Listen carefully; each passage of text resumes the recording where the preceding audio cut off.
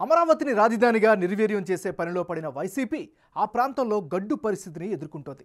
అమరావతి పరిధిలో ఇద్దరు వైసీపీ ఎమ్మెల్యేలు ఇప్పటికే ఆ పార్టీకి దూరమయ్యారు. అమరావతిని రాజధానిగా నిర్ణయించిన గత తెలుగుదేశం ప్రభుత్వం ఏపీసీఆర్డీ అని అధికారికంగా ప్రకటించింది. ఇప్పుడు దాని పరిధిలో ఉన్న మిగిలిన అధికార పార్టీ ఎమ్మెల్యేలు రాజధానిపై ప్రజలకు సమాధానం చెప్పుకోలేక తెగ ఇదే పోతున్నారంట. ఎన్నికలు సమీపిస్తున్న టైంలో ఈ క్యాపిటల్ కష్టాలు గట్టెక్కేది ఎలా అని దిక్కులు చూడాల్సి వస్తోందట వారికి.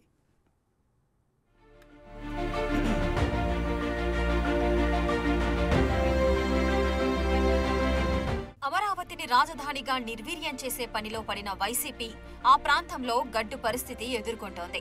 అమరావతి పరిధిలో ఇద్దరు వైసీపీ ఎమ్మెల్యేలు ఇప్పటికే ఆ పార్టీకి దూరమయ్యారు.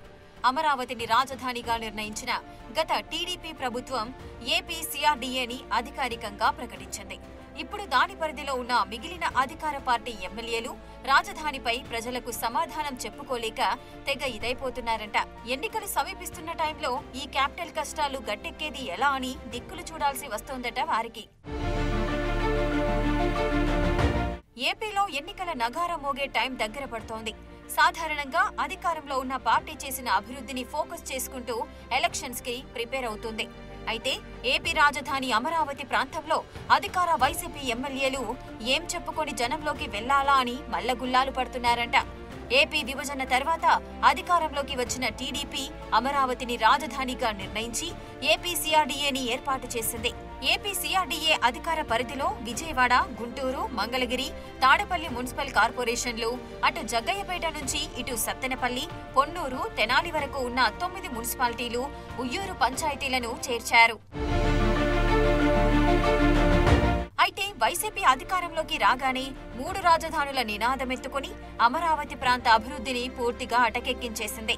దాంతో అమరావతికి భూములిచ్చిన రైతుల ఉద్యమం నిరంతరంగా కొనసాగుతూ వస్తోంది. వారి న్యాయ పోరాటంతో ఇంకా 3 రాజధానుల అంశం కోర్టు పరిధిలోనే ఉంది. ఆ క్రమంలో 3 రాజధానుల ఏర్పాటులో వైసీపీ సర్కార్ ఒక్క అడుగు కూడా వేయలేకపోతోంది. తాడికొండ నియోజకవర్గంలో రాజధాని అమరావతి ఏర్పాటు చేసిన 2019 ఎన్నికల్లో ప్రజలు వైసీపీకి పట్టం కట్టారు. ప్రచార సమయంలో రాజధాని అమరావతిలోనే ఉంటుందని జగన్ సహా ఆ పార్టీ కీలక నేతలు అందరూ పదే పదే ప్రకటించారు. దాన్ని నమ్మి ఓటర్లు వైసీపీ అభ్యర్థి ఉండవల్లి శ్రీదేవిని గెలిపించారు. అయితే ఏడాది తిరగకుండానే 3 రాజధానుల ప్రకటన రావడంతో ఒక్కసారిగా రాజధాని వాసులు విస్తుపోయారు. రోడ్డెక్కి ఆందోళన చేసినా ప్రభుత్వం వెనక్కి తగ్గలేదు సరికదా, వారిపై పోలీసులను ప్రయోగించడం మొదలుపెట్టింది. కనీసం నిరసన తెలిపే అవకాశం ఇవ్వకుండా పోలీసులు కేసులు, అరెస్టులతో రాజధానిలో భయానక వాతావరణం సృష్టించింది. అయినా అమరావతి ప్రాంత రైతులు వెనక్కి తగ్గలేదు. 4 ఏళ్లుగా నిరంతరాయంగా రైతులు పోరాటం చేస్తున్నా ప్రభుత్వం పట్టించుకోలేదు. ఆ క్రమంలో తాడికొండ నుంచి ప్రాతినిధ్యం వహించిన ఎమ్మెల్యే శ్రీదేవి కూడా జగన్ మాటకు ఎదురు చెప్పలేని పరిస్థితి ఏర్పడింది. ఎమ్మెల్సీ ఎన్నికల సమయంలో విప్ ఉల్లంఘించారని వైసీపీ నుంచి ఆమెను సస్పెండ్ చేశారు. ఆ తర్వాత ఆమె లోకేష్ పాదయాత్రలో పాల్గొని అమరావతిపై జగన్ ప్రభుత్వం కుట్రలు పన్నుతోందని ఆరోపణలు గుప్పించారు. రాజధాని విషయంలో గట్టిగా మాట్లాడలేకపోయినందుకు ప్రజలకు బహిరంగ క్షమాపణ చెప్పారు.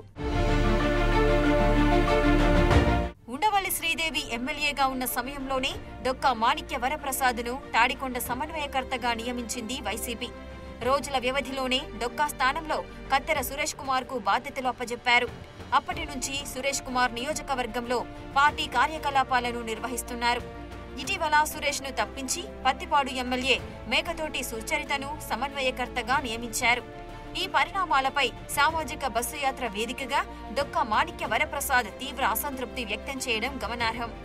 తన ప్రమేయం లేకుండానే తాడికొండకు సమన్వయకర్తగా నియమించడం, తొలగించడంపై ఆవేదన వ్యక్తం చేశారు. ఈ నియోజకవర్గం నుంచే డొక్కా 2 సార్లు ఎమ్మెల్యేగా గెలిచి మంత్రిగా కూడా పనిచేశారు. డొక్కా టీడీపీ ఎమ్మెల్సీగా ఉన్న సమయంలో 3 రాజధానుల బిల్లుకు మద్దతిచ్చారు. పదవికి రాజీనామా చేసి వైసీపీలో చేరి అక్కడ ఎమ్మెల్సీగా ఎన్నికయ్యారు. 10 ఏళ్ల పాటు ఇక్కడ ఎమ్మెల్యేగా ఉన్న డొక్కా రాజధాని విషయంలో ఆ ప్రాంత ప్రయోజనాలకు విరుద్ధంగా వ్యవహరించడంపై విమర్శలు వెల్లువెత్తాయి. స్వప్రయోజనాల కోసం అంత చేసిన డొక్కాకు తాడికొండ సీటు దక్కే పరిస్థితి లేకపోగా ఇప్పుడు కనీసం జగన్ అపాయింట్మెంట్ కూడా దొరకడం లేదంట. ఇక కత్తెర సురేష్ పరిస్థితి సైతం కక్కలేక మింగలేక అన్నట్లు తయారైందట. రేపు ఎన్నికల్లో సుచరితకు తాడికొండ టికెట్ ఇచ్చినా డొక్కాతో పాటు సురేష్ ఆమెకు సహకరించే పరిస్థితి కనిపించడం లేదంటున్నారు. అమరావతి రాజధాని ప్రకటన నాటి నుంచి దానిని వ్యతిరేకిస్తూ న్యాయస్థానాల్లో కేసులు వేసి అప్పటి ప్రభుత్వాన్ని మంగళగిరి ఎమ్మెల్యే ఆళ్ల రామకృష్ణారెడ్డి ఇబ్బంది పెట్టే ప్రయత్నాలు చేశారు. 2019 ఎన్నికల సమయంలో రాజధాని ఇక్కడే ఉంటుందని, ఆ విధంగా జగన్ను ఒప్పిస్తానని పదే పదే చెప్పారు. ఎన్నికల్లో విజయం సాధించిన తర్వాత 3 రాజధానుల బిల్లు అసెంబ్లీలో ప్రవేశపెడితే దానికి మద్దతుగా మాట్లాడారు. అమరావతికి భూములిచ్చిన రైతులు త్యాగాలు చేయలేదని వ్యాఖ్యానించి వారి ఆగ్రహానికి గురయ్యారు. 2019లో కృష్ణానదికి వరదల సమయంలో రాజధానిని ముంపు ప్రాంతమంటూ వివాదాస్పద వ్యాఖ్యలు చేశారు ఆర్కే. రాజధానిలో రైతులు 4 ఏళ్లుగా రోడ్డెక్కి ఆందోళన చేస్తుంటే కనీసం పలకరించిన పాపాన పోలేదు. జగన్ సర్కార్ కోసం అంత చేసినా 4 ఏళ్ల తర్వాత ఆయన సీన్ రివర్స్ అయింది. పార్టీలో తనకు అన్యాయం జరుగుతుందంటూ వైసీపీకి శాసనసభ్యత్వానికి రాజీనామా చేశారు.